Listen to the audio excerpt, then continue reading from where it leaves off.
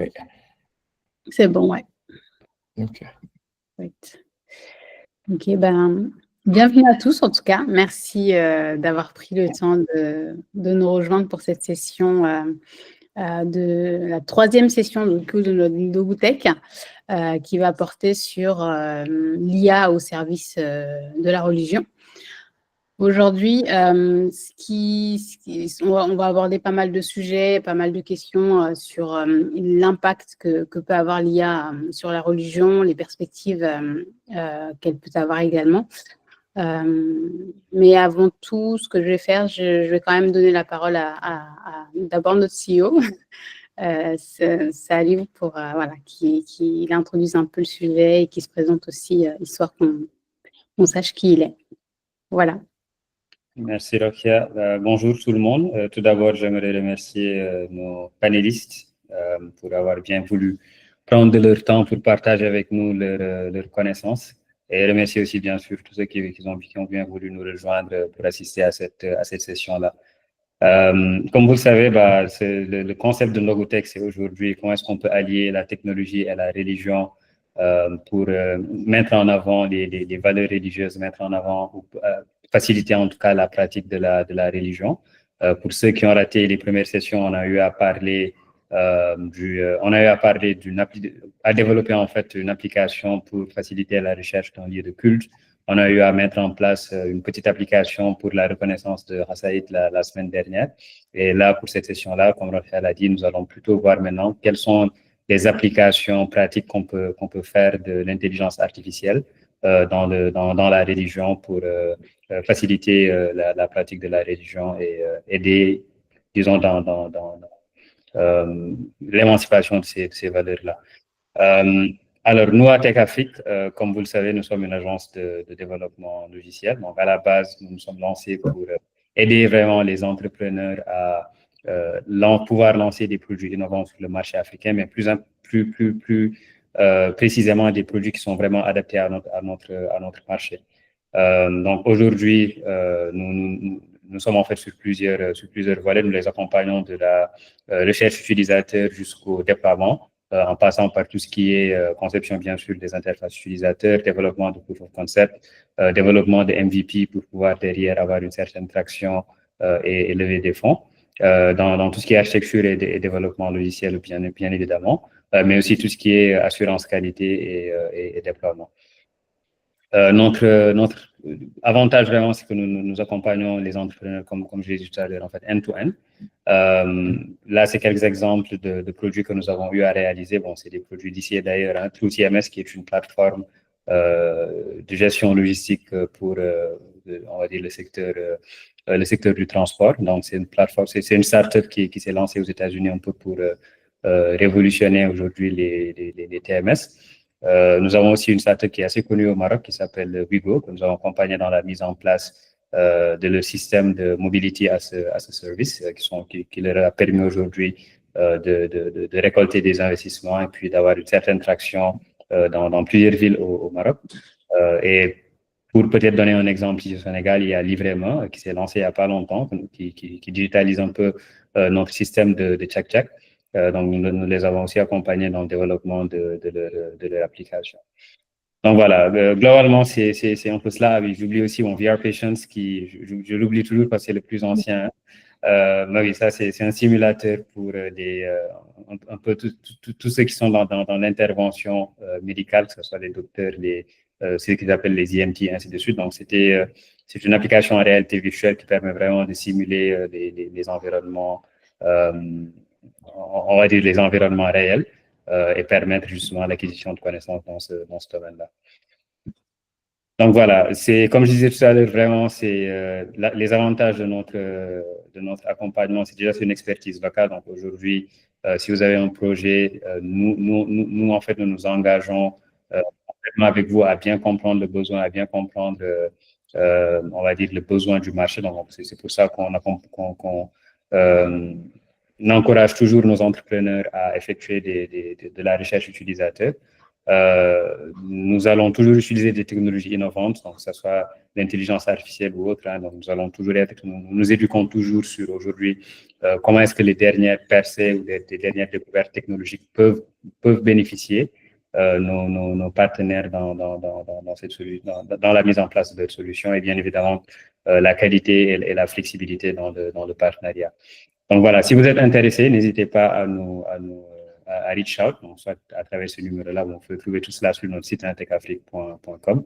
Et voilà, nous espérons que ensemble, nous pourrons réellement révolutionner et mettre en place des produits innovants sur le marché. Donc, je passe la parole à Rafia.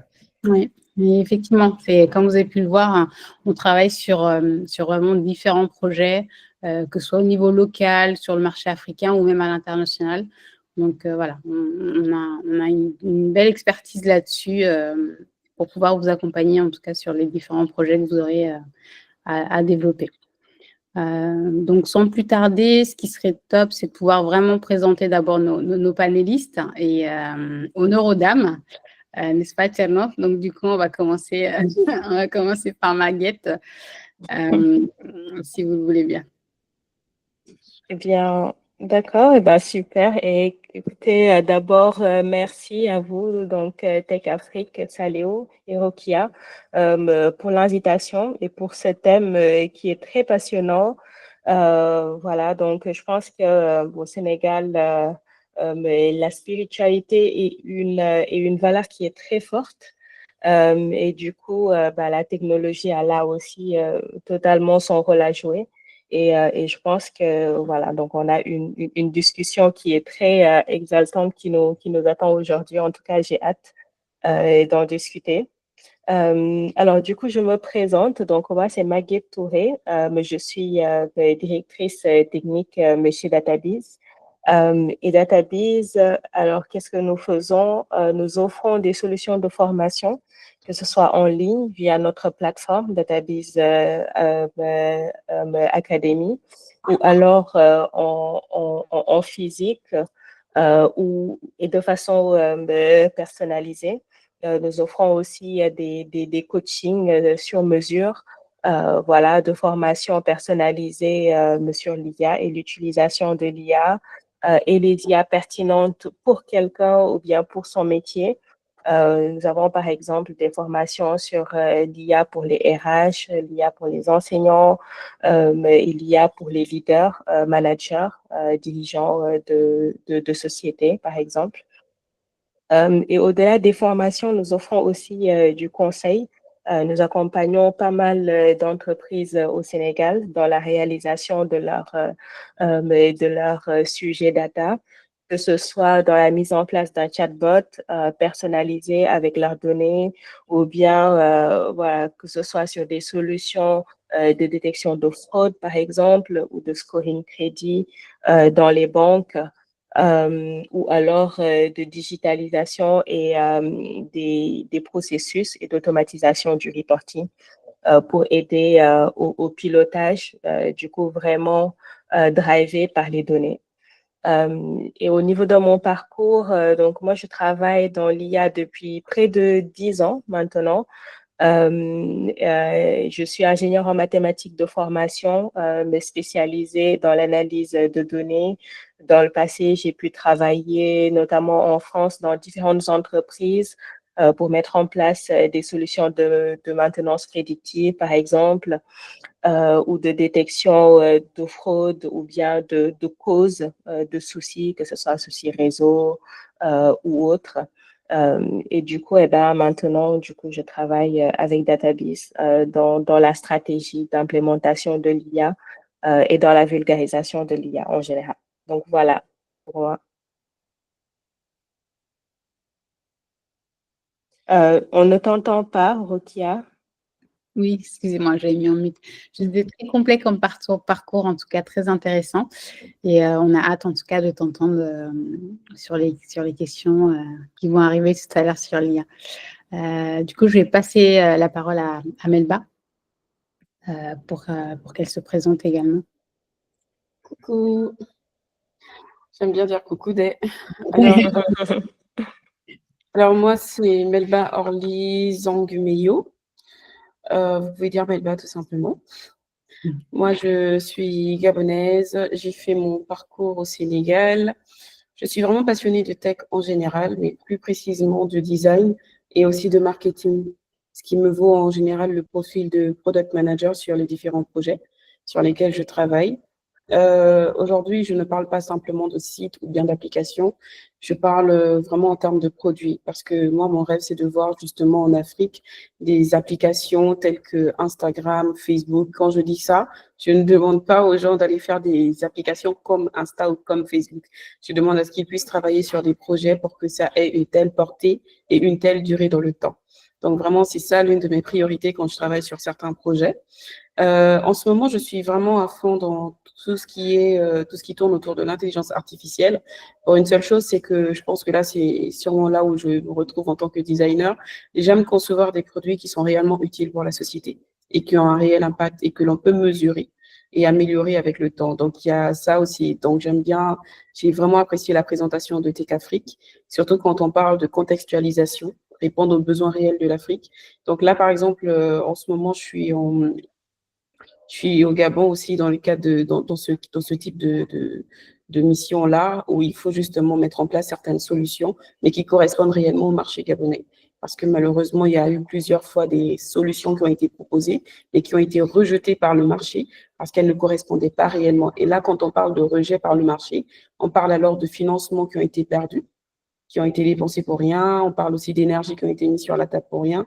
Donc voilà, c'est vraiment ça ma mission à moi, c'est ça mon image. Et à côté, beaucoup me connaissent en tant que fondatrice, initiatrice de AWA, l'intelligence artificielle.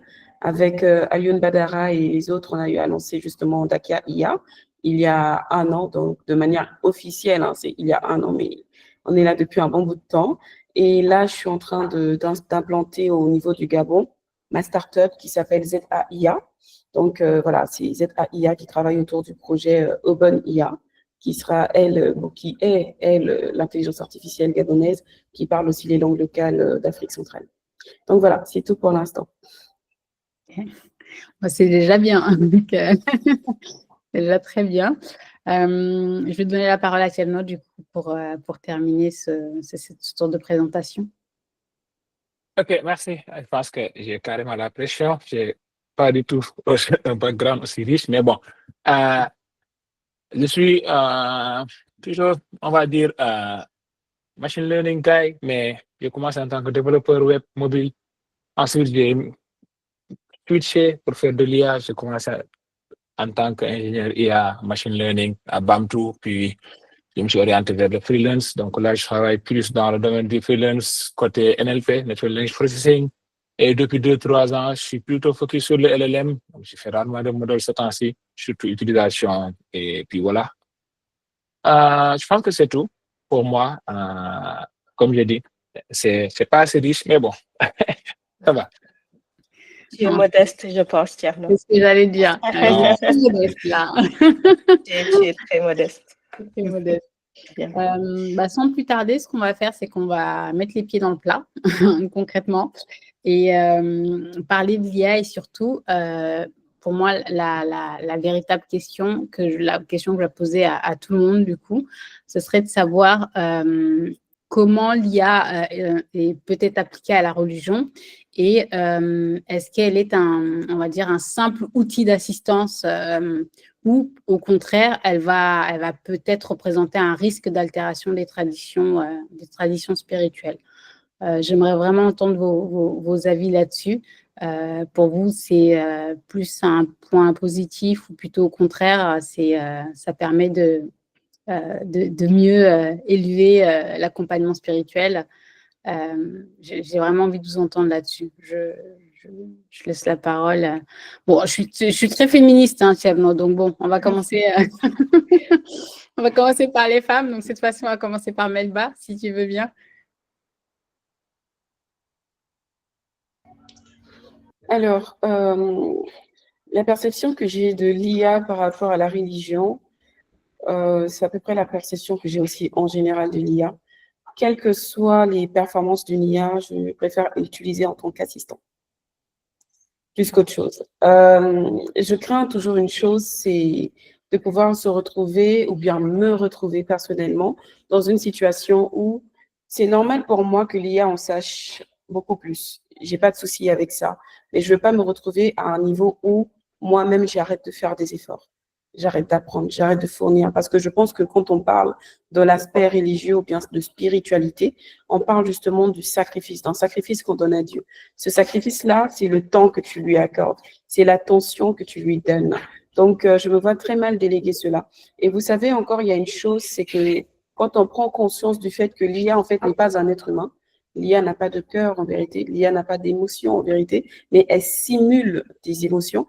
Je ne me vois vraiment pas me confier à l'IA sur le plan spirituel. Pour moi, c'est une difficulté que j'ai juste à présent. La seule probabilité que j'ai avec l'IA sur le plan spirituel ou bien religieux, c'est la prendre comme une assistante et lui poser des questions assez raisonnables. Par exemple, pour moi qui suis chrétienne, lui demander quel psaume, ça signifie quoi, etc., essayer de voir ce qu'elle en pense, mais toujours me référer aussi à ce que je sais et à ce que, voilà, ce que mes pères spirituels me disent, et puis voilà. Donc, je pourrais dire ça pour commencer.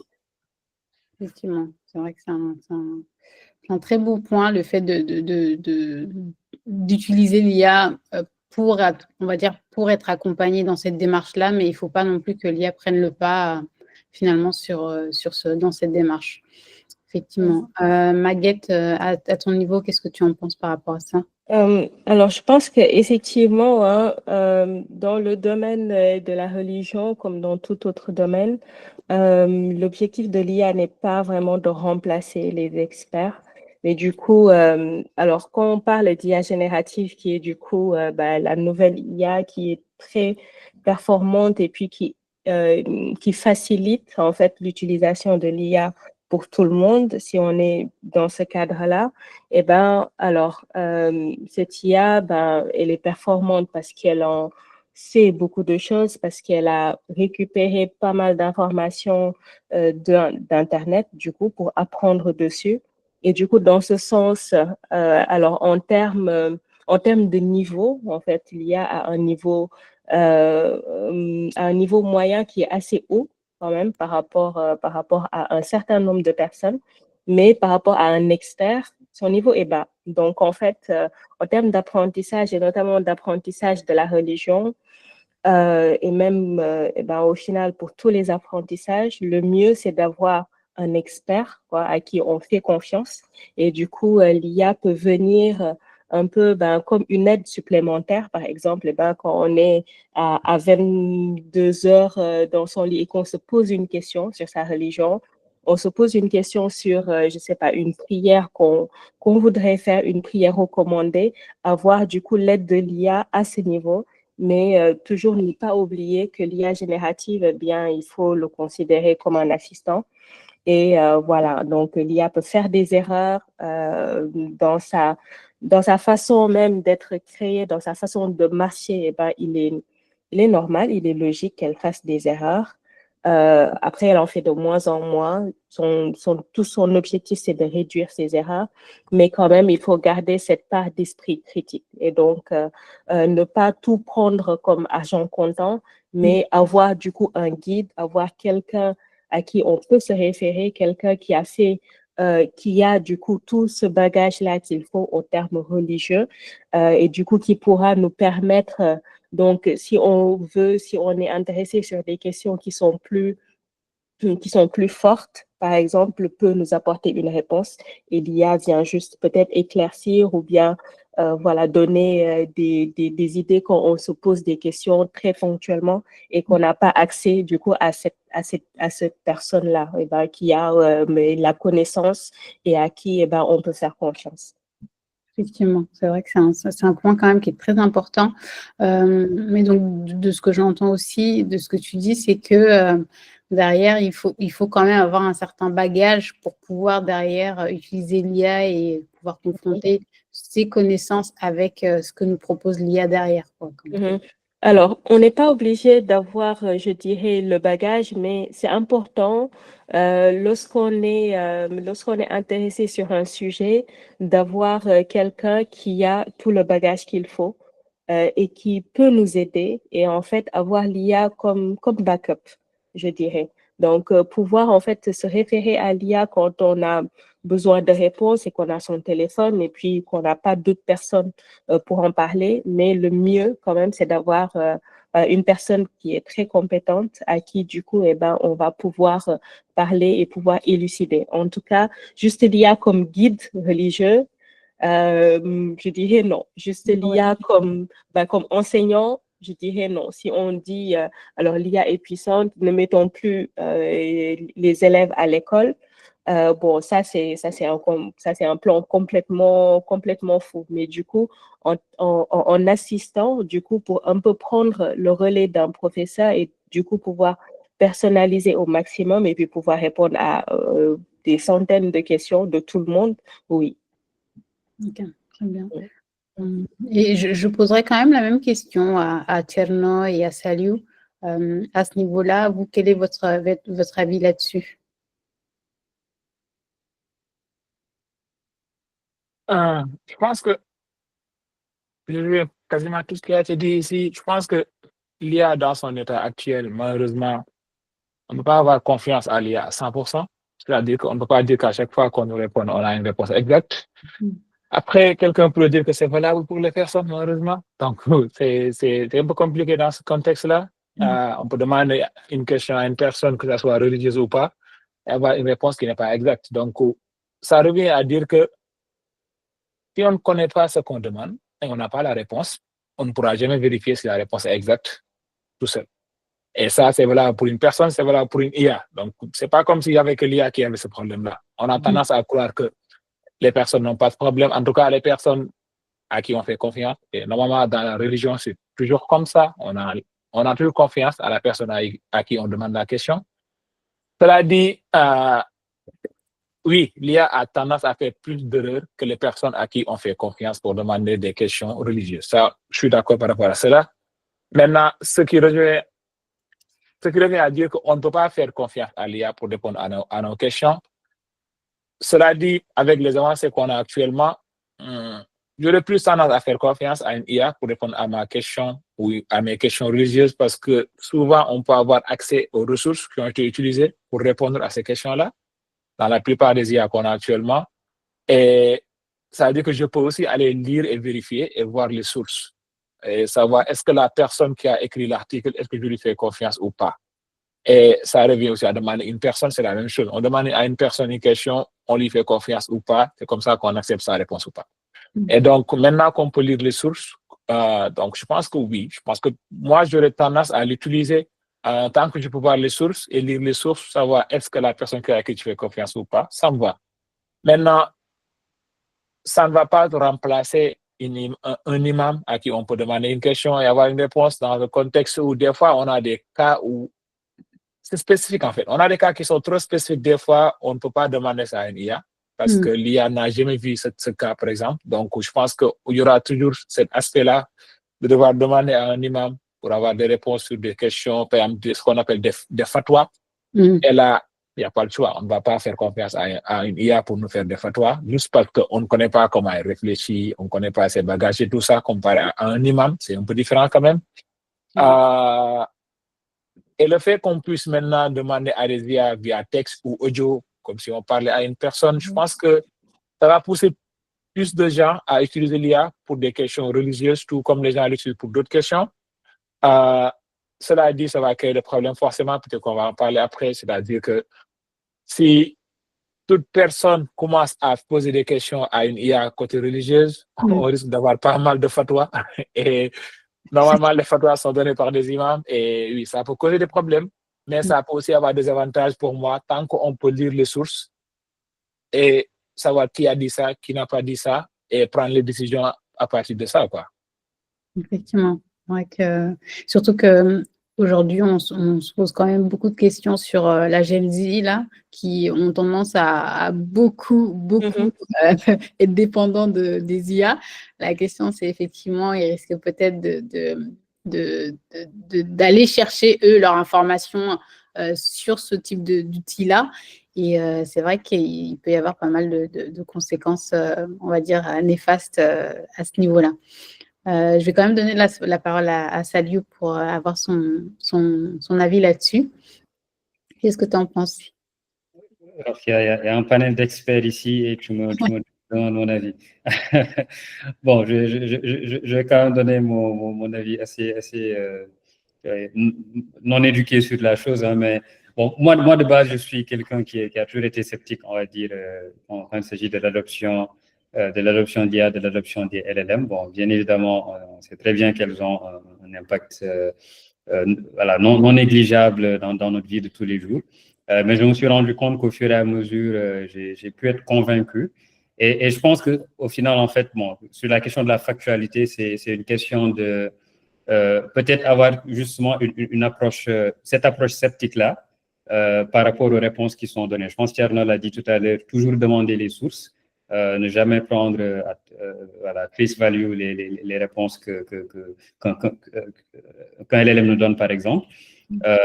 Et aussi avoir un peu cette intuition sur quelles sont les questions qui sont très bien documentées, où il y a très peu de... Disons, il y a une grande probabilité que ce chatbot, par exemple, nous donne une bonne réponse. Et quelles sont les questions qui sont un peu plus niches, où il y a peut-être besoin de plus de contexte pour réellement qu'il puisse nous donner une réponse. Souvent, sur ces questions plus niches-là, ce qui va se passer, c'est qu'il va essayer quand même de nous donner une réponse qui, très souvent, va être totalement fausse. Et je pense pouvoir aujourd'hui faire la distinction entre ces deux types de questions-là. Okay, quelles sont les questions sur lesquelles je pense qu'un chatbot LLM va pouvoir nous donner une réponse exacte, parce qu'il y a beaucoup de documentation autour de ce sujet-là. Et quelles sont les questions sur lesquelles, par contre, je vais préférer aller consulter un expert sur le sujet. Et je pense que c'est le même parallèle quand on suit, par exemple, les copilotes pour écrire du code, comme il n'y a que des développeurs ici. C'est le même parallèle. Hein. Aujourd'hui, je sais qu'il y a des tâches que je peux demander à Copilot de faire parce que c'est des choses qui se font depuis la nuit des temps, qui sont bien documentées. Et il y a des choses qui sont un peu plus spécifiques sur lesquelles, par contre, si tu essaies de lui demander d'implémenter quelque chose d'assez nouveau, là, il risque de se donner une fausse solution. Donc, voilà, il faut vraiment avoir cette intuition-là pour pouvoir différencier entre ces deux types de questions.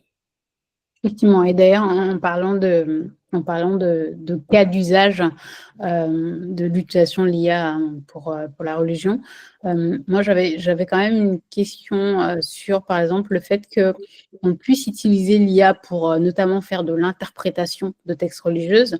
Est-ce que du coup, cette utilisation-là risque, en tout cas, ne risque pas d'avoir des biais un peu négatifs sur du coup l'interprétation que l'IA pourrait donner, surtout à un public non averti ou parfois la Gen Z, comme j'ai dit, qui ont tendance à utiliser les IA pour tout et rien finalement, mais surtout sur beaucoup de recherches, et de savoir du coup, est-ce que selon vous, dans ce cas de figure, est-ce qu'on ne risque pas d'avoir des biais négatifs là-dessus? C'est une question généraliste, mais je pense qu'elle s'adresse aussi plus particulièrement quand même à Maguette ou à Tierno là-dessus. Ouais. Alors, à mon avis, du coup, alors dans les interprétations des textes, alors il y a actuellement de la documentation sur Internet, et du coup, quand on fait des tests, alors pour l'avoir testé quelques fois, voilà, pour avoir testé alors de quoi parle cette sourate en particulier, ou bien tel terme, à quoi ça fait référence, à quelle époque est-ce que ça fait référence, etc. Eh bien, on a des choses qui se tiennent, qui correspondent à la réalité. Après, assez vague quand même. Bon, si on veut aller dans le détail, voilà, on peut toujours y aller. Mais alors, la documentation et du coup, le fait que Internet ait tellement de données fait que, alors, on tombe sur, en tout cas, ce qui est le plus présent. Mais du coup, là encore, voilà, je pense qu'il faut toujours faire attention. Je pense qu'en fait, une des choses qu'on doit faire, donc tu as parlé, par exemple, de la Gen Z, c'est en fait la sensibilisation.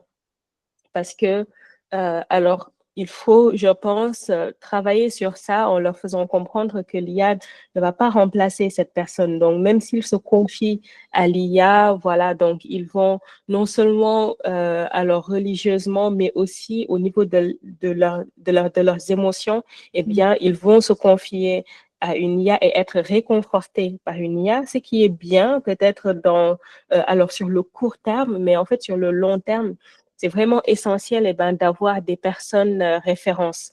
Voilà, pour ne pas qu'on laisse quand même l'IA être en fait la référence. Parce que alors sur une interprétation qui est connue, qui est bien documentée sur les sourates, mais l'IA peut donner quelque chose qui est correct, mais du coup, lorsqu'on va sur des aspects un peu sociétal, où là, alors il y a plusieurs versions, il y a déjà plusieurs interprétations.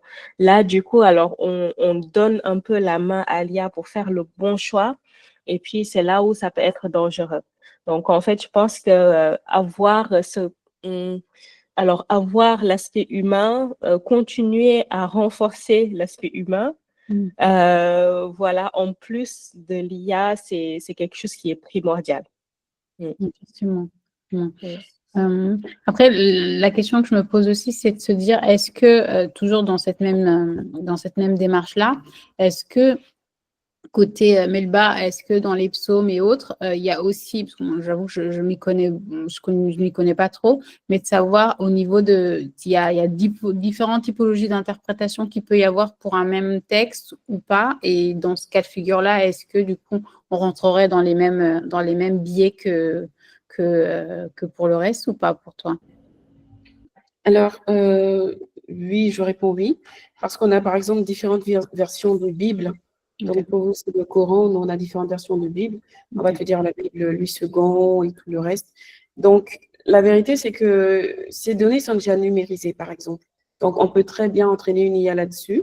Mais là où devient la difficulté, par exemple, pour une personne chrétienne comme moi, c'est de se dire, OK, quand je vais demander à l'IA, par exemple, le psaume 91, verset 3, par exemple, elle pourra me donner ce psaume-là.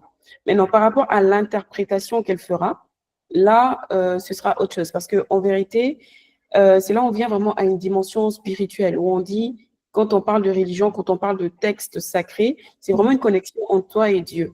Donc, c'est-à-dire que quand tu lis, chez nous, il est dit que quand tu lis un psaume, ou bien quand tu lis les Écritures, les Saintes Écritures, il y a ce moment que tu appelles la méditation. Je pense que vous aussi, vous le faites. Donc, vous méditez la parole de Dieu. Vous lisez ce psaume-là et ensuite, vous priez et vous dites, Seigneur, dis-moi, guide-moi et enseigne-moi. Et là, la révélation que tu peux avoir, on appelle ça chez nous le réma. Quand tu reçois un réma où Dieu te donne justement la conduite à tenir et le pourquoi il t'a fait lire cette partie-là, voilà, tu commences à l'appliquer dans ta vie et puis voilà. Et en général, tu te rapproches par exemple de ton père spirituel qui te dit, ah d'accord, tu as lu ce psaume-là et ensuite tu as fait ça parce que tu l'as ressenti, Dieu l'a mis en toi. Ok, c'est une bonne directive. Est-ce que vous voyez un peu? Il y a un peu comme ce côté de validation là aussi qui est là. Donc, avoir en face une IA qui arrive à me donner des psaumes et autres, je ne refuse pas. Encore une fois, je la prends vraiment comme une assistante, mais avoir une IA qui commence à interpréter à ma place, à méditer à ma place, là, ça devient un challenge pour moi. Est-ce que vous voyez? C'est pour moi, voilà, là, le quoi peut se mettre là. Parce que après, encore une fois, tout à l'heure, par exemple, je parlais vraiment de contextualisation et ce qui est bien aussi, Maguette l'a fait. Elle a parlé justement de contexte, que là, par exemple, si il y a une interprétation des Écritures qui a été biaisée, c'est fort. J'imagine pas l'impact que ça peut avoir dans la vie d'un être humain. Et je voulais souligner une chose, je pense, c'est au niveau du Japon ou de la Chine. J'ai vu qu'ils ont eu à créer justement une IA, assistante prière.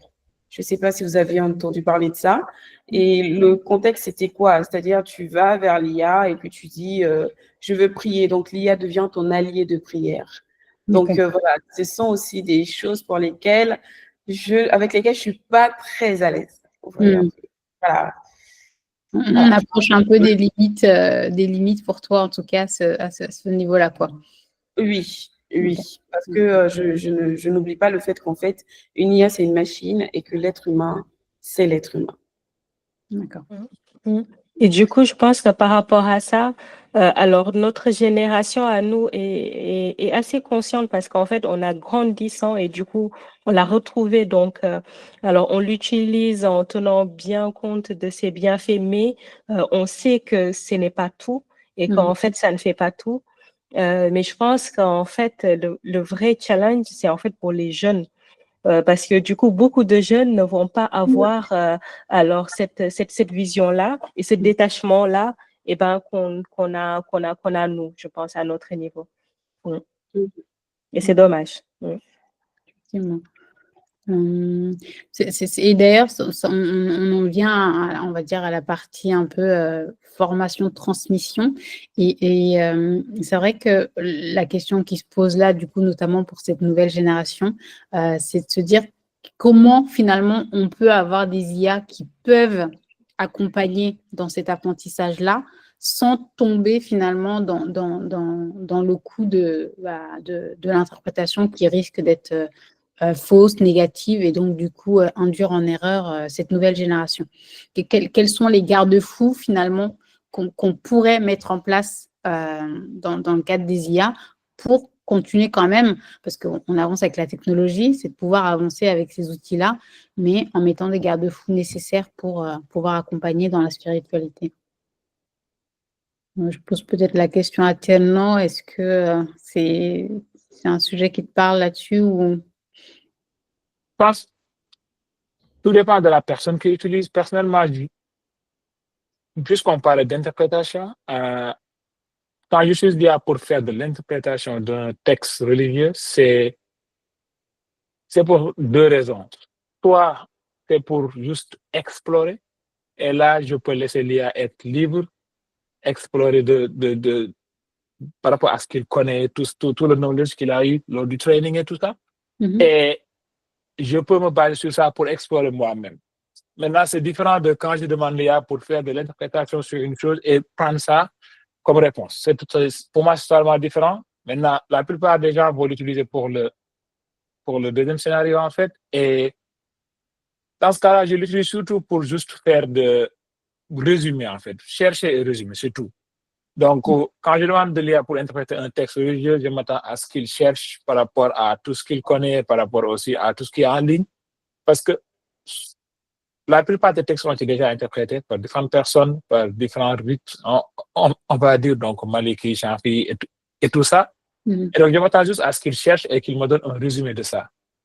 Et avec les sources, bien sûr, c'est tout. Je ne m'attends pas à ce qu'il interprète de lui-même et par rapport à ce qu'il connaît déjà. Non, non. C'est juste, vas-y, cherche sur le net, vois ce que tu trouves, fais-moi un résumé de ça, donne-moi les réponses, donne-moi les sources, et point. Et moi, je vais... En fait, ça me facilite juste à ne pas aller chercher partout sur le net, ce qui est très difficile, en fait. Mais c'est tout. Je ne m'attends pas à ce qu'il crée de lui-même des interprétations. Non, non. Je ne fais pas confiance à l'IA pour ça et je sais qu'il n'est pas capable de faire ça de toute façon. En tout cas, pour l'instant, à l'instant T. Et ça aussi, malheureusement, ça dépend de la personne qui cherche. Parce que si moi, je suis malikite, je vais lui demander de uniquement limiter les recherches sur ça. Sinon, Shafi'i, sinon et tout ça. Donc, malheureusement, la religion elle-même est très complexe, surtout quand on parle d'interprétation, ça devient encore beaucoup plus complexe. Parce que même les savants ne sont pas d'accord sur les interprétations. Donc, l'IA, j'en parle même pas. Et donc, il est important de définir le persona, à mon avis, avant même de faire des recherches et d'interpréter ces recherches-là, en fait. Et ça aussi, malheureusement, c'est encore plus difficile. C'est pour ça que les sources, je répète ça, mais c'est hyper important. Parce qu'on peut donner des sources à l'IA. Je peux avoir un livre. Je sais que la réponse se trouve sur ce livre-là. Je n'ai juste pas le temps de lire et de trouver ça. Je lui donne ça, je m'attends à ce qu'il me donne une réponse. Malheureusement, même quand je fais ça, l'IA peut toujours halluciner des choses qui ne sont pas dans ce livre-là et faire comme si c'était dans le livre. Donc, c'est pour ça que c'est très, très difficile d'utiliser l'IA dans ce contexte-là. Mais je pense que tant qu'on est assez, on va dire, sceptique et qu'on vérifie toujours les réponses de l'IA et voir est-ce que les sources disent exactement ce qui est dit. C'est pour ça que maintenant, on a des IA, on essaie d'avoir des références qui ne sont pas niveau livre ou niveau document, mais plus niveau paragraphe, en fait. Parce qu'on ne fait pas confiance à l'IA. Donc, tant qu'on peut avoir des paragraphes pour citer des sources et qu'on peut facilement vérifier, pour moi, c'est OK d'utiliser l'IA pour interpréter des textes, mais comme je dis, c'est juste pour chercher, résumer, mais pas pour créer des interprétations comme le font les imams, quoi. Ok, ça c'est bien, effectivement. Donc, ouais, il faut vraiment cadrer un peu le sujet et être sûr que l'IA se limite à ce sur quoi on la limite finalement. Je vais prendre quelques questions. Alors, je veux bien apporter une petite contribution là-dessus. Alors, je pense que on peut avoir des garde-fous qui sont très bien. Et en fait, et ça, eh ben, on peut le faire en créant un peu, alors, des IA, mais qui sont spécialisées. Par exemple, si j'ai une IA qui a été faite en collaboration eh ben, avec un imam ou un guide que je respecte, je sais que du coup, ce guide-là, alors, a pu vérifier un certain nombre de choses ou bien a pu cadrer cette utilisation au maximum. Et je pense qu'en fait, alors le monde où on va, et puis on commence à le voir, il y a beaucoup de niches, en fait, il y a beaucoup d'enveloppes un peu, en fait, de ChatGPT qui sont sur différents sujets. Je pense que c'est ça qui va permettre, en fait, de proposer vraiment des IA qui sont pertinentes au final, parce qu'en fait, alors, il y a les responsables un peu sur lesquels, alors auxquels du coup on fait confiance, qui ont permis de cadrer en fait un certain nombre de choses et de limiter les risques de biais notamment. D'accord. Ouais. Et ce qui implique quand même de devoir mettre en place des IA limites par domaine finalement. Exactement, exactement. Et je pense qu'on va aller de plus en plus vers ça. Maguette, par exemple, quand vous parlez de la spécialisation, par exemple, des imams, comme je pense que Thierno l'a souligné, comment vous pensez, par exemple, que une plateforme d'IA peut jouer ce rôle? Par exemple, des fois, vous voyez, par exemple, comme les imams, auparavant, on ne pensait pas qu'ils peuvent enregistrer comment dire, leur Coran ou autre. Donc, je pense, par exemple, il y a cet aspect formation qu'on a délivré aux imams ou, par exemple, aux ceux qui sont à l'église ou quelque chose comme ça. Comment vous pensez, par exemple, une plateforme peut intervenir dans l'aspect formation, par exemple, des différents types de segments, voilà, et aussi par rapport à Thierno, est-ce que vous avez pensé, par exemple, avec la communauté Galsen IA ou est-ce que vous avez eu à faire des choses concrètes, voilà, par rapport à ces genres de choses? Donc, il y a aussi ce genre de questions que je voulais poser. Par contre, juste avant qu'on réponde à cette question, j'ai vu des mains levées. Oui, il y a deux mains, oui. Ouais, Salut et Ibrahim. Répondre à des éventuelles questions. Je ne vois pas. Ibrahima? Ibrahima, oui.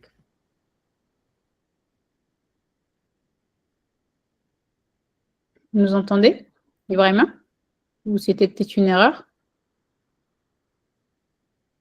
Bon. Du coup, salut, je vois que tu lèves la main. Ouais, bon, c'est toujours sur la question des garde-fous. Hein. Je pense que vous avez un peu commencé à répondre à la question, mais moi, ce que je veux savoir, c'est est-ce qu'aujourd'hui, techniquement, il y a des approches qui sont possibles pour dire à ces LLM-là, parce que bon, c'est elles qui sont responsables des hallucinations, hein, mais est-ce qu'il y a des approches techniques où on peut effectivement dire au LLM, je ne veux pas que tu sortes une information qui n'existe pas en dehors des documents de référence, en dehors du contexte que je t'ai fourni, pour justement soutenir l'utilisation que Thierno a dit, qui est juste une utilisation de recherche et pas forcément une utilisation d'idéation ou une utilisation de raisonnement. Est-ce qu'il y a une possibilité techniquement d'entraîner ces LLM-là pour qu'elles se limitent vraiment totalement, pas juste qu'elles hallucinent moins, mais qu'elles n'hallucinent pas du tout? Alors, du coup, Thierno, je ne sais pas si tu veux prendre cette question, Oui. mais ouais. Je pense qu'on rêve d'avoir ça, d'avoir éliminé carrément l'hallucination. Malheureusement, actuellement, ce n'est pas du tout le cas. Après, comment les gens font souvent, c'est juste, voilà, avec le prompt engineering, déjà, on essaye de guider le modèle sur comment il doit répondre, comment il doit uniquement utiliser le contexte. Des fois, on répète ça et même on utilise des mots bizarres comme s'il te plaît, et ainsi de suite. On répète les choses juste. Mais ça ne marche pas à 100%, ça c'est sûr. Maintenant, il y a quand même des post-traitements que les gens font. Et là, ça suppose qu'on a donné un contexte au modèle pour qu'il donne la réponse, comme on a dit tout à l'heure. Si je donne à un modèle des paragraphes et tout ça pour qu'il donne une réponse, après, je peux vérifier est-ce que la réponse... Bon, malheureusement, aussi par rapport à cela, on le fait aussi avec des LLM ou en tout cas avec des modèles machine learning. Donc, il n'y a pas une confiance à 100%. Donc, on lui demande de checker en fait est-ce que ce qui a été donné comme réponse vient du contexte qu'on a donné en fait. Ça aide beaucoup quand même à réduire l'hallucination. Ça, malheureusement, la précision n'est pas parfaite. Donc, des fois aussi, on peut nous dire que c'est pas, en fait, la réponse donnée n'est pas dans le contexte, alors que c'est dans le contexte. Mais au moins, ça permet de réduire l'hallucination. Parce que souvent, ce qui nous intéresse là-bas, c'est pas forcément la précision, c'est plus le fait de réduire l'hallucination on va dire à 0%, même si, comme je dis, même avec toutes ces choses-là, ça ne marche pas. Il y en a qui font du fine-tuning. Comme ça, on essaie de faire oublier le LLM, tout ce qu'il a appris avant. Et en fait, on le ground sur les sources qu'on a. Comme si on est Malikite, on prend tous les livres Malikite et tout ça, on lui donne ça, on entraîne le modèle sur ça, comme ça, il oublie tout ce qu'il connaît peut-être sur d'autres rites et tout ça. Mais même ça, on n'arrive pas forcément à faire oublier le LLM, tout ce qu'il a appris. Et même si on le fait, on a donné qu'on peut juste des tokens et des mots. Le modèle peut toujours faire des hallucinations, peut-être pas en donnant des réponses qui viennent d'autres rites en fait, mais en mélangeant des mots qui ne reflètent pas forcément ce qui était dans le contexte et dans ce qu'on a utilisé pour l'entraîner, quoi. Donc, pour résumer, la réponse est non. On n'a pas pour l'instant de technique qui donne une hallucination à 0%. En tout cas, pas à ma connaissance. Alors, de mon côté, je suis un peu plus optimiste. Je dirais pas hallucination 0%, mais alors on peut quand même s'en rapprocher. Il y a les techniques de RAG notamment qui sont de plus en plus utilisées. Donc, par exemple, dans les entreprises, lorsqu'ils mettent en place un chatbot pour qu'ils répondent à leurs clients sur des offres, voilà, donc ils n'ont pas envie, par exemple, que le LLM alors aille répondre et inventer des choses. Et du coup, ils veulent cadrer au maximum. Et une façon, du coup, de cadrer, c'est les systèmes RAG, du coup, justement, où en fait, alors on a notre base de connaissances, on a du coup notre livre.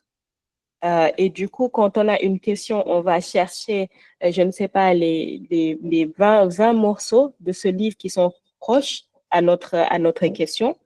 Et en fait, on va dire au LLM, tu dois répondre à cette question et tu dois te baser uniquement sur ces 20 parties qui semblent proches. Et en fait, s'il y a un doute, dis que tu ne sais pas et dis que tu n'as pas assez d'informations pour le faire.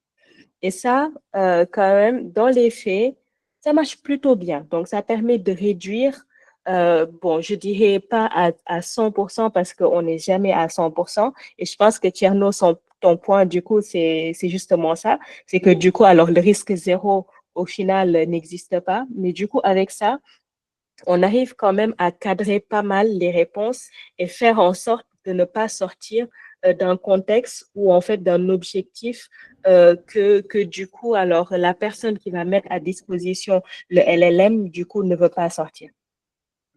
C'est très pertinent. Mais Melba, il me semblait que tu voulais ajouter quelque chose. Oui, en fait, concernant cette partie, ce que je préconise à chaque fois, c'est justement rester sur la veille. Rester sur la veille et surtout aussi sur les tests. Les tests sont très importants avant de lancer le produit, par exemple. Et même quand on lance le produit, moi, je le fais tout le temps, par exemple. Lorsqu'on travaille sur le produit, il y a déjà une première niche, une première cible qui peut déjà tester. Et là, on voit comment réagit justement l'IA et quels sont justement les différents biais, ou bien qu'est-ce qu'elle nous propose. D'accord, ça limite vraiment. Parce que des fois, pendant même la production, on peut se retrouver à faire juste des petits tests comme ça avec les ingénieurs et on a des réactions et on se dit mais qu'est-ce qui se passe? Qu'est-ce qu'il y a? Ça peut être contextualisé, mais par exemple, tu peux te retrouver en face d'une IA qui pour un sujet sensible va te donner la bonne réponse, donc elle va contextualiser, mais le problème c'est qu'on va parler peut-être en termes d'énergie et d'émotion, elle va rigoler. Donc, elle va te dire, ah, ah, ah, ah, oui, c'est vrai, il y a la guerre en Ukraine, et tu te dis, mais ok, calme-toi. On essaie de revoir ça là tout de suite, mais c'était pas quelque chose qui était forcément programmé ou prévu. On lui a donné tout ce qu'il fallait comme données, et là, voilà. Mais je pense que les tests et la veille sont très importants. Donc, voilà pourquoi j'ai vraiment parlé de produits lorsque j'ai commencé à parler. Parce que si on prend la responsabilité du fait que là, on travaille sur un produit, on prend alors la responsabilité de se dire, il faut que je veille sur mon produit. Il faut que chaque étape soit analysée et testée. Et à chaque fois qu'on revoit, à chaque fois qu'on améliore et tout le reste. Et là, je pense que quand tu fais ça, ça t'aide justement déjà à cadrer pas mal d'erreurs qui peuvent subvenir. Tu les cadres et tu réfléchis déjà sur ces solutions. Ce qui fait que même si elles se répètent dans l'avenir, tu peux déjà te référer à ce que tu as eu à faire là et améliorer justement la solution. D'accord, par rapport à ça. Donc, c'est ce que moi, j'ai à proposer. Okay. Non, c'est très, très clair. Après, l'autre point quand même on a commencé quand même à brosser un peu le sujet, ce serait du coup quels seraient finalement les défis techniques pour pouvoir finalement mettre en place ce système d'IA qui pourrait, on va dire, accompagner vraiment, parce qu'on reste vraiment sur cette. On est d'accord, on est tous d'accord ici que finalement l'interprétation, c'est pas ce qu'on attend c'est en tout cas sur ce genre de sujet, c'est pas ce qu'on attend de l'IA. Mais du coup, quels seraient les défis techniques à mettre en place pour pouvoir tendre vers une IA, on va dire, au service de la spiritualité, pas irréprochable, mais en tout cas qui va dans le bon sens. Je pense qu'il y a des défis techniques, mais je pense que le défi principal, c'est de pouvoir éduquer les utilisateurs, malheureusement, à savoir qu'une réponse IA n'est pas forcément 100% correcte. Et que même si on donne des contextes et des sources fiables, l'IA ne va pas forcément prendre sa réponse à partir de ces sources-là. Maintenant, côté technique, je pense que, en tout cas pour la religion, je pense que ce qu'il faut, c'est surtout pouvoir avoir des données qui sont fiables, collecter ces données-là, pouvoir on va dire, les préparer pour être utilisées dans un contexte IA, parce que ce n'est pas forcément le cas dans la plupart des livres religieux. Ce n'est pas comme si on peut juste prendre les données et entraîner une IA. Malheureusement, ce n'est pas le cas. Aussi, pouvoir entraîner des IA qui sont personnalisables, ça aussi, c'est hyper important dans ce domaine. Comme je dis tout à l'heure, déjà, il y a plusieurs religions. Alors, si on prend même une religion comme l'islam, il y a plusieurs manière, on va dire, de suivre la religion et de comprendre la religion. Et donc, avoir cette personnalisation est hyper important et pas facile à faire techniquement, côté scalabilité, mais aussi côté apprentissage même, en fait. Je pense que si on arrive à résoudre tous ces problèmes-là techniques et avoir cette éducation pour les utilisateurs pour qu'ils puissent vérifier et être toujours sceptiques par rapport aux réponses IA, je pense qu'on va avoir des choses qui sont utilisables partout, par tout le monde, et avoir, on va dire, pas mal de bénéfices pour les utilisateurs. Parce que pour l'instant, on peut avoir des questions religieuses, malheureusement, on ne peut pas avoir des réponses parce qu'il y a, on va dire, un nombre limité d'imams qui peuvent donner des réponses exactes. Et donc, oui, je pense que si on arrive à résoudre ces deux problèmes-là, pourquoi pas? Je pense qu'on peut avoir des assistants dans le futur qui vont être très utilisés, on va dire, par les utilisateurs pour avoir des réponses et des interprétations même, en fait, religieuses. D'accord. Effectivement, donc c'est-à-dire que là, le maître mot, c'est personnalisation finalement. Et éducation des utilisateurs. Et, pardon? Éducation des utilisateurs pour qu'ils savent que, voilà, une réponse IA n'est pas forcément exacte. Malheureusement, c'est souvent le cas pour les gens qui ne sont pas du domaine, en fait. Oui, surtout, effectivement. Maguette ou Melba, sur ce point-là? Alors, moi, je vais ajouter un plus à ce que Tierno vient de dire. C'est qu'il y a un constat, par exemple, et c'est réel, c'est au niveau justement de la qualité des sources de données que nous donnons à l'IA. Même s'il faut spécialiser l'IA et tout, il faut vraiment revoir la qualité des données. Et en Afrique, c'est un réel challenge. C'est un réel challenge parce qu'on s'est retrouvé très souvent face à des personnes qui n'étaient pas qualifiées dans le domaine ou bien experts qui, elles, ont pris les choses en main. Et après, on s'est retrouvé avec des sources biaisées, malheureusement. Donc, ça, c'est un. Et deuxièmement, l'un des défis que j'ai rencontrés dans différents projets concernant les IA, c'est surtout, comment dire, c'est la qualification des experts. Qu'est-ce que je veux dire par là? Des fois, il y a une personne qui détient la donnée dont tu as besoin, mais en Afrique, on le sait, en général, la donnée, elle est orale, elle n'est pas écrite. Et des fois, quand tu te réfères à ces personnes-là, tu te retrouves dans une situation où donc la personne est capable de te dire ce qu'il faut, etc. et autres, mais des fois, si tu demandes par exemple des données écrites ou bien les souches, l'origine même, etc., là, ça devient un challenge. Donc, pour aider à préciser, je vais revenir par exemple sur un fait. Par exemple, si on prend le cadre, par exemple, des langues en Afrique, des fois, tu vas tomber sur des experts qui vont te dire, oui, on sait comment on prononce ce mot, on sait comment on l'écrit parce qu'on peut aller sur base de ça. Mais lorsque tu vas demander à la personne, OK, où est la source, l'origine même, tu as pioché ça d'où? Là, ça devient chaud. Et là, c'est là où il y a tout un travail de recherche à faire par la suite. Mais le malheur pour nous a été uniquement parce qu'on a toujours dit, en Afrique, la tradition, elle est orale. Et après, on a validé le fait que quand un vieillard meurt, c'est une bibliothèque qui brûle. Donc, ça, c'est un gros challenge. Donc, on a toujours ce défi en termes de qualificatif ou qualification des experts et qui ne sont même pas en contact avec la numérisation. Donc, ils ont la donnée en eux, mais ils n'ont rien pour numériser. Moi, pour la petite histoire, je suis tombée sur des personnes doctorantes, par exemple, qui ont la donnée, dont j'ai besoin, etc. Mais après, je réalise aussi que d'une part, elles ne peuvent pas me faciliter facilement la tâche parce qu'elles ne savent pas comment faire pour numériser ces données-là. Donc là, c'est un travail en surplus qui intervient. Je ne sais pas comment ça se passe, par exemple, pour le Coran. Mais par exemple, si je dois revenir dans le contexte de la Bible, c'est bien parce que la Bible, elle est en langue française, par exemple. Mais lorsqu'il faudra traduire maintenant la Bible, par exemple, en différentes langues africaines, là, on réalise que la langue africaine a son alphabet. Donc, certaines langues ont leur alphabet. Et l'alphabet français et anglophone, on les retrouve sur les claviers. Mais les alphabets, par exemple, de nos langues africaines, on ne les retrouve pas sur nos claviers.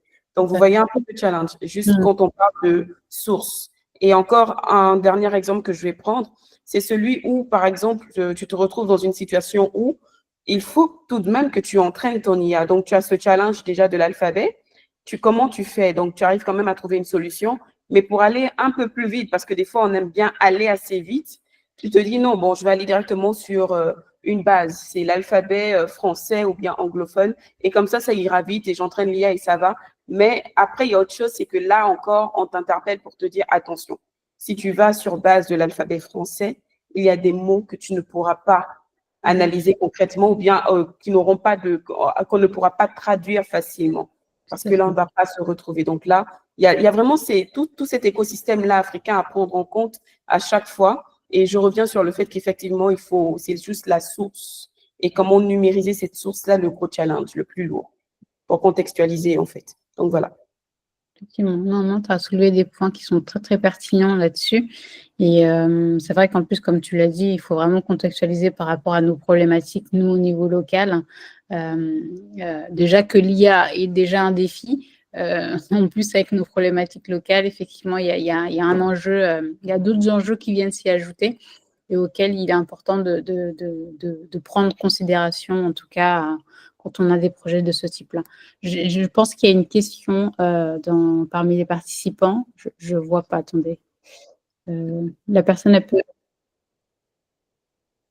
c'est Céline. Oui, vas-y, je t'en prie. Bonjour, vous m'entendez, c'est bon? Bonsoir à tous. Oui. Bonsoir. Ouais. Salut, c'était moi qui écrivais dans le commentaire.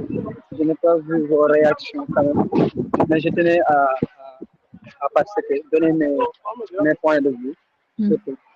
J'ai écrit dans le chat, mais vous ne l'avez pas vu, puisque j'étais en route.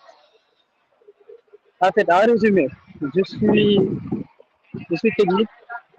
Déjà, pour débuter, je dirais que je suis optimiste comme l'a déjà dit Maguette. Parce que là, l'opportunité c'est déjà de catégoriser la population sénégalaise de par la diversité culturelle et la diversité religieuse. Ça, c'est un point de début. Parce que diversité religieuse, il y a une différence de religion, islamique, chrétienne et autres. Culturelle, du point de vue diversité, il y a les Sérères, les Wolofs et autres. Mais il faut s'appuyer sur surtout les différents types de langues qui se développent en ce moment. Il y a le langage local qui est en train d'être modélisé par Galsen AI. Déjà, ça, c'est un avantage.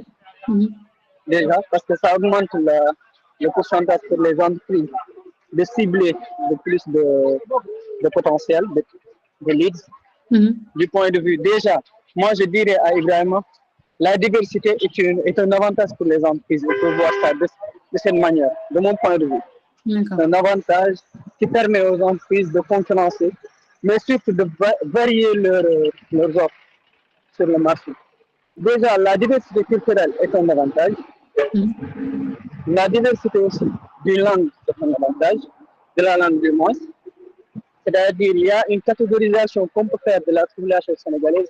Il y a des gens qui parlent, c'est-à-dire si on prend le langage officiel qui est la langue française du moins, et aussi de notre part, c'est la langue locale, le Wolof. Donc là, on peut avoir des modèles qui répondent à ces deux. Du point de vue que la langue française, déjà, il y a des sources fiables. Et avec l'avancée des modèles de concept, Maguette peut appuyer ce que j'ai dit.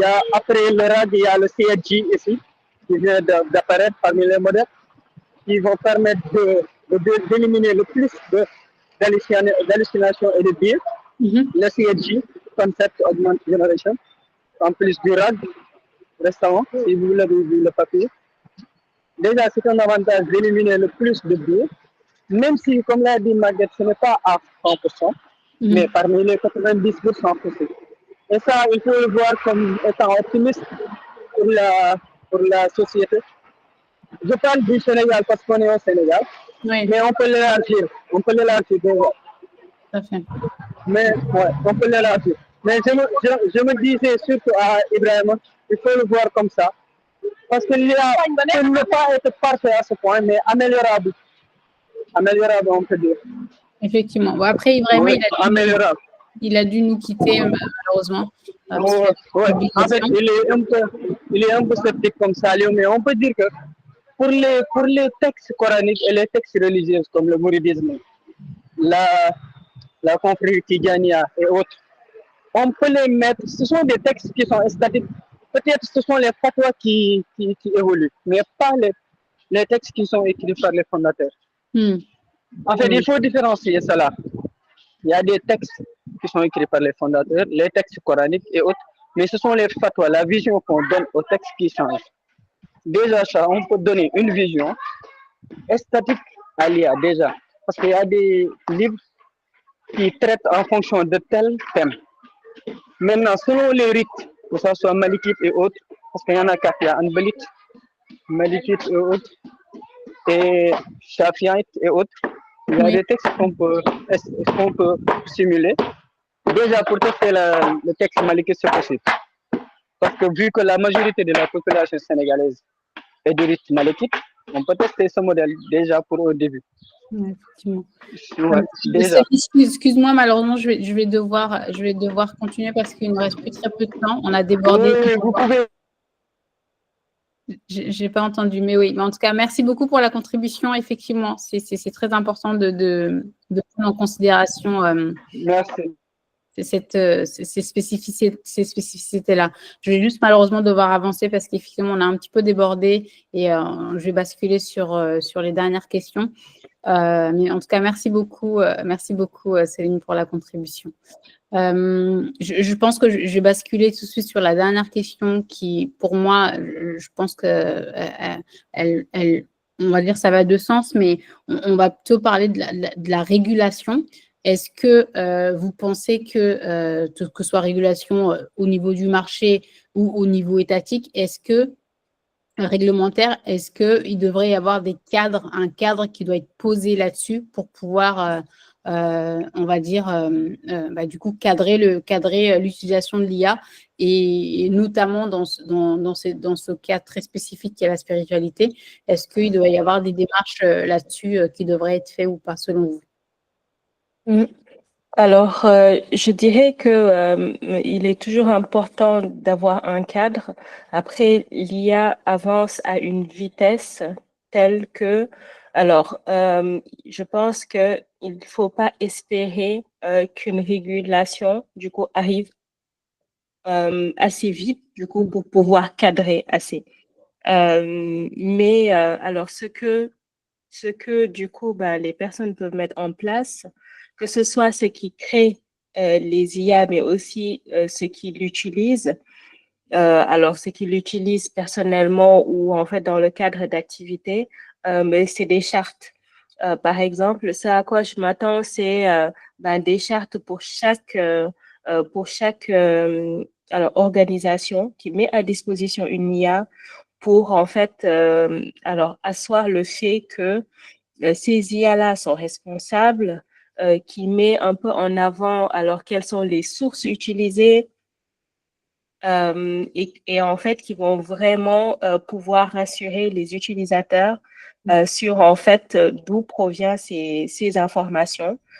Mais aussi, alors en tant qu'utilisateur, on doit être conscient de certaines choses et du coup, je pense qu'il faut alors avoir un peu un certain nombre de devoirs moraux du coup et de valeurs en ayant conscience du fait que ces modèles-là peuvent avoir du biais, en étant conscient du fait que alors c'est à une machine qu'on parle et en fait au final tout ce qu'il nous donne c'est les choses les plus probables, donc ce n'est pas la vérité absolue et que donc il faut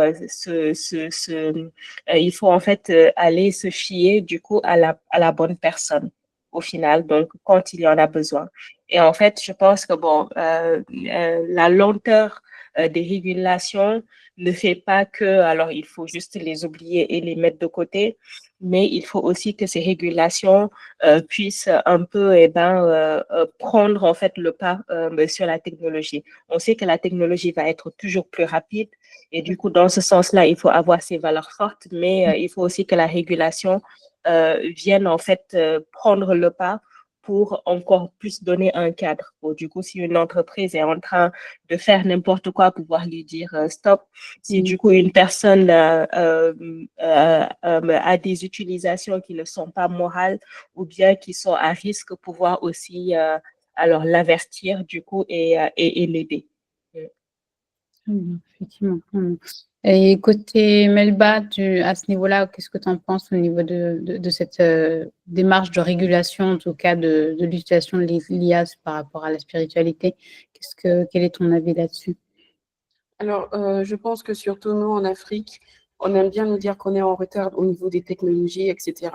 Mais je pense que là, cette fois-ci, c'est un avantage pour nous.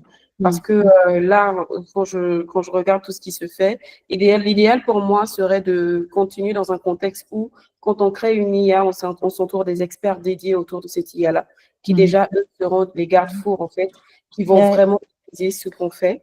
Ça, c'est un. Deuxièmement, oui, l'État a son rôle à jouer là-dedans. Parce que, comme l'a dit Baguette et comme l'a dit aussi Tierno, il faut que les populations soient formées.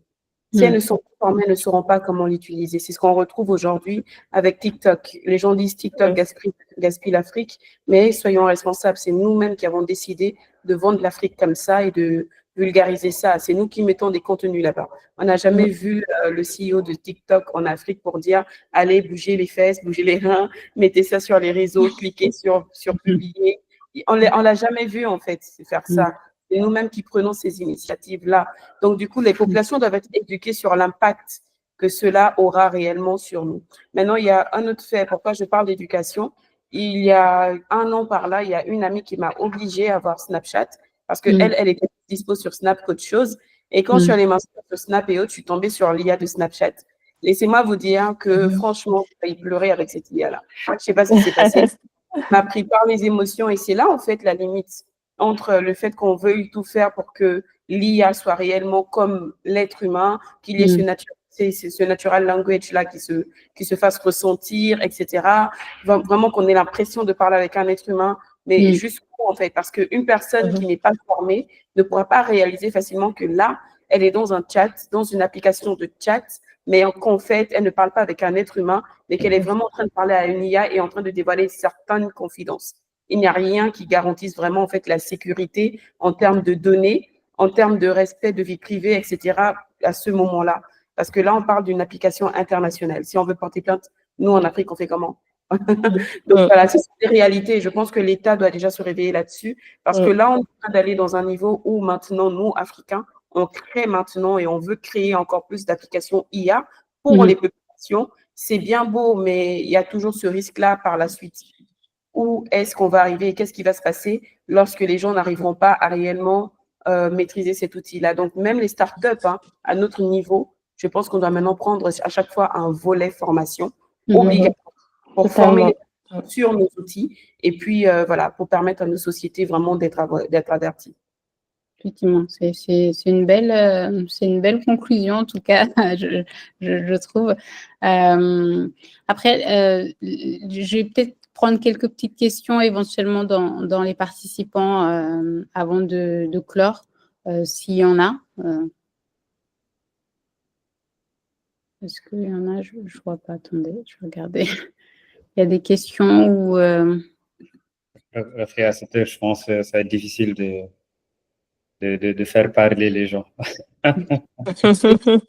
Effectivement. Je vois des Babacar, je vois quelques gens que je connais bien dans l'audience qui sont déjà… On sait que vous avez faim, mais voilà, n'hésitez pas Exactement, vraiment, à n'hésitez réagir. Alors là, je devrais vous laisser. Je suis vraiment désolée. Pas de souci. En tout cas, merci beaucoup, Melba. Merci d'avoir beaucoup, Melba. C'était un plaisir. Merci infiniment. Que Dieu vous bénisse et j'espère qu'on restera en contact. À très bientôt. Avec plaisir. À Allez, bientôt. au revoir. Bah, du coup, on va en profiter pour conclure en tout cas de ce webinaire-là qu'on a pu faire aujourd'hui.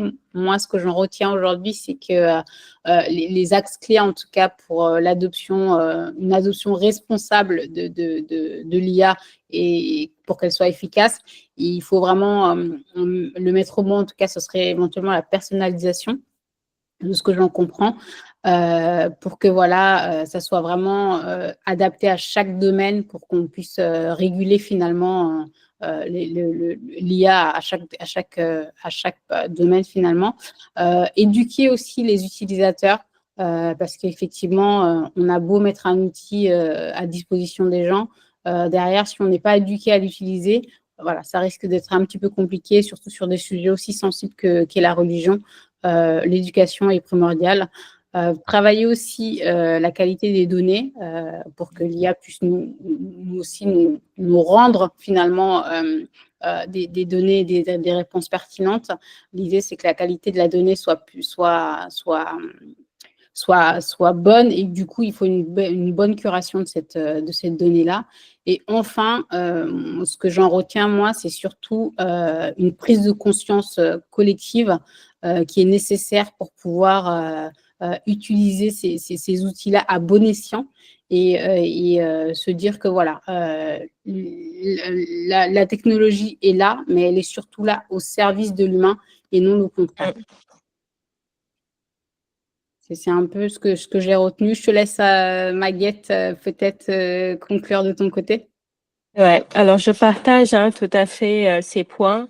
Je pense que déjà actuellement, bon, dans la société, on n'a pas encore le réflexe, je pense, d'utiliser l'IA par rapport à la spiritualité. Et je pense que ça se comprend parce qu'en fait, bon, on se dit déjà, bon, c'est assez occidental, tout ça. Tout à fait. Je crois qu'on t'entend plus. Ouais, c'est bon, ça y est, c'est bon. Ouais, oui, c'est bon. D'accord. Alors, comme en fait les IA actuellement sont assez occidentales, je pense que c'est ça aussi un peu qui fait le frein pour lequel on ne va pas l'utiliser, par exemple, lorsqu'on a une question qui est proche de nos religions ou bien même en fait de nos tariqas. Et en fait, je pense que dans ce sens-là, ce qu'on doit faire, c'est développer des solutions. Voilà, donc il n'y a pas juste une IA, il doit y en avoir plusieurs, et puis il doit y avoir des IA qui sont bien cadrées, et c'est là où, alors nous, acteurs de la tech, ou bien alors les personnes qui sont intéressées par la tech, qui sont à la recherche de nouvelles solutions, ont en fait tout leur rôle à jouer pour vraiment fournir la solution clé en main qui va pouvoir permettre la personnalisation. Donc, voilà, la personne choisie par rapport à ses hits, par rapport au guide qu'il préfère, et a en fait un service qui est personnalisé, qui va faire appel aux bons guides qui pourront attester et mettre en tampon une validation. Voilà, ce qui va permettre, je pense, à la société, à nos jeunes, de ne plus juste se fier aux IA, du coup d'ailleurs, comme ChatGPT ou autres, voilà, lorsqu'il s'agit de sujets qui sont aussi sensibles. Effectivement, et très belle conclusion là-dessus. Je vais passer du coup la main à nos CEO Tech Afrique Saliou pour aussi avoir son mot de la fin sur le sujet de l'IA et de la spiritualité. Merci Laufia, et merci encore une fois à nos intervenants et à toute l'audience. Moi, ce que je retiens en tout cas, c'est oui, effectivement, il y a pas mal de facteurs de risque, surtout lorsqu'on parle d'un sujet aussi sensible que celui de la religion, mais il y a aussi pas mal d'opportunités. Il y a pas mal d'opportunités à saisir. J'espère vraiment que c'est le message que voilà, tout le monde va retenir. Il y a des apprenants dans l'audience, il y a sûrement des entrepreneurs dans l'audience. Vraiment, j'espère que, en tout cas, l'objectif de toute cette série-là, Ndogutech, c'était vraiment de montrer qu'aujourd'hui, il y a des opportunités au croisement entre la religion et la technologie. Et plus particulièrement aussi que c'est aujourd'hui des sujets que nous devons nous approprier, parce que voilà, c'est pas des solutions d'ailleurs que l'on pourra importer, puisque nous avons vraiment des spécificités sociétales. Et donc j'espère que ça va vraiment inspirer plus d'un à se lancer, à lancer un produit, à lancer des proof of concept. Et comme je le rappelle souvent, voilà, ça s'arrête pas à ces webinaires-là, ça s'arrête pas au mois de Ramadan. L'idée aujourd'hui, c'est d'avoir vraiment une communauté autour de cela, de développer des solutions open source, de contribuer à des projets existants. Et je pense que Bamba va partager le canal Telegram que nous allons utiliser pour justement continuer cette collaboration-là. En tout cas, voilà, j'espère que c'est le début, ou en tout cas, j'espère que c'est le début d'une inspiration pour la mise en place de produits innovants qui vont vraiment avoir un facteur, qui vont avoir des impacts positifs sur nos sociétés. C'est ça, exactement. L'idée, c'est vraiment d'apporter de la valeur à nos besoins qui sont vraiment réels et qui correspondent réellement à notre réalité. Et d'où l'idée de ce trio, de ce trilogie de Ndogutech qu'on a lancé. Donc voilà, on pourra continuer cet élan-là, on va dire, sur notre plateforme Telegram pour vraiment passer à l'étape beaucoup plus pratique qui est la partie développement. Mais sachez qu'il va y avoir quand même par la suite d'autres webinaires qui vont concerner des sujets beaucoup plus larges au niveau de la tech, que ce soit les entrepreneurs, comment être accompagné, etc. On continuera vraiment à faire nos webinaires, donc restez connectés, suivez-nous et ce sera avec plaisir qu'on pourra vous accompagner en tout cas et tenter de vulgariser un peu le monde de la tech à tous nos partenaires et voilà, d'éventuels clients éventuellement. Donc voilà, en tout cas, ravi d'avoir été avec vous aujourd'hui. Merci beaucoup Maguette d'avoir été parmi nous. Merci aussi à tous les participants d'être toujours aussi nombreux quand même. Avec le temps, je vois que vous êtes de plus en plus nombreux à nous suivre. Donc n'hésitez pas à partager. Voilà, c'est l'occasion de pouvoir apprendre tous ensemble, découvrir de nouveaux sujets au niveau de la tech et voilà, ce sera toujours un plaisir de pouvoir accompagner vos projets, quels qu'elles soient, que ce soit au niveau de l'IA ou autre. Donc, on est là pour ça. Donc, merci beaucoup et je vous dis à très, très bientôt. Et Merci voilà. beaucoup. Merci à vous. Merci. Merci beaucoup à vous pour l'invitation et merci à tous les participants. Merci, Maguette. Maguette, on reste en contact. Yes, ça marche. Allez, bye. À plus. À plus. Et bon dogo. Et bon Oui, vrai dogo. Il y a À tous. un quoi. C'est ça. Merci beaucoup.